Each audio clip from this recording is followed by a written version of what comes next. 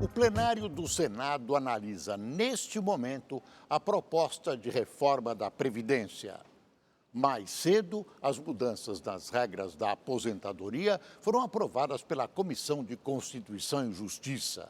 Nós vamos ao vivo a Brasília com a repórter Caroline Aguiar, que está no Senado e tem mais informações. Boa noite, Carol. Como é que está a votação? Conta pra gente. Um destaque de grande importância para os municípios do Brasil. Boa noite, Boris. Boa noite, Amanda. Bom, a discussão aqui no plenário do Senado começou agora há pouco, então ela ainda deve se estender por um bom tempo, porque ainda faltam 14 senadores para falar, inscritos para falar, cada um tem 5 minutos, então essa discussão ainda deve se estender, se prolongar por mais um tempo. Mas a expectativa é que o texto seja votado ainda nesta noite e que seja, assim, aprovado pelo menos nesse primeiro turno. A expectativa é que deve haver cerca de 60 votos favoráveis à reforma da Previdência. Mas o que a gente sentiu ao longo da tarde aqui no Senado foi um sentimento muito crescente de incômodo e de indignação dos senadores. Então, essa votação do primeiro turno vai ser muito mais um recado para o governo. E por que esse recado? Porque quando a reforma começou a tramitar, foi feito um acordo para que, em paralelo, tramitasse um pacote de projetos que revêem a forma como a União distribui os impostos entre os estados e municípios. Só que isso não aconteceu, esses projetos estão parados.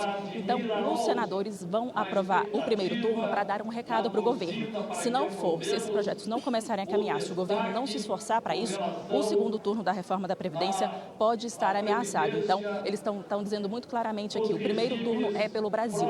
No segundo, o governo vai ter que sim se esforçar. E a gente sabe que nos bastidores também há uma expectativa, uma cobrança por liberação de emendas parlamentares, que é aquele dinheiro que vai direto para as bases eleitorais dos parlamentares, e a gente sempre vê aqui, quando tem votação importante, essa cobrança do Congresso para que o governo faça a liberação dessas emendas parlamentares. Mas vamos ver um pouco dessa polêmica e como está o texto que está aqui no plenário na reportagem. Depois de pouco mais de um mês de tramitação no Senado, o texto que chegou ao plenário sofreu poucas alterações em relação ao que saiu da Câmara dos Deputados. A proposta prevê a idade mínima de aposentadoria de 65 anos para os homens e 62 para as mulheres. O tempo mínimo de contribuição é de 15 anos para elas e 20 para eles. Para os servidores públicos, o tempo de contribuição é de 25 anos para ambos os sexos. Trabalhadores rurais, professores, policiais federais e agentes socioeducativos têm regras especiais de aposentadoria.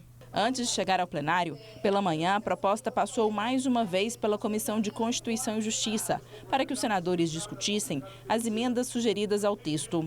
O relator, senador Tasso Gereissati, tinha rejeitado 77 sugestões de mudanças na proposta e acatado apenas uma, que permitia que servidores públicos tivessem 100% dos benefícios considerados no cálculo da aposentadoria.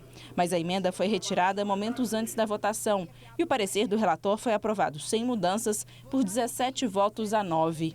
Esta presidência declara aprovado o relatório, que passa a constituir o parecer da comissão contrário às emendas de plenário com as emendas de redação números 581 e 582, restando prejudicada a emenda 374 da CCJ.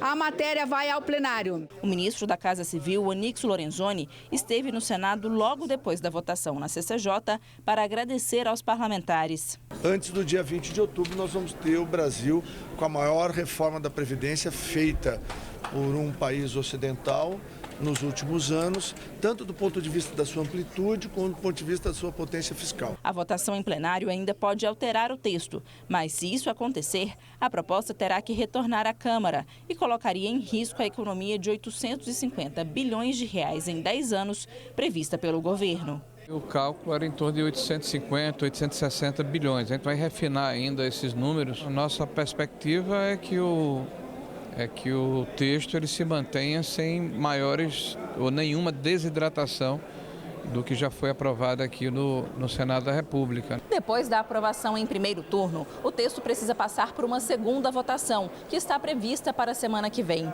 Mas corre o risco dessa data ser adiada, por causa da pressão de um grupo de senadores que quer dar andamento aos projetos que fazem a redivisão dos impostos federais que vão para os estados e municípios, o chamado Pacto Federativo. Muitos senadores manifestaram essa preocupação que eu estou revelando em relação aos temas do Pacto Federativo, mas mas acho que nós temos condições, nesses próximos dias, de trabalhar para construir um entendimento. Cabe agora ao governo fazer as suas avaliações e procurar criar o clima necessário, o ambiente necessário para que a gente possa avançar com a votação em segundo turno.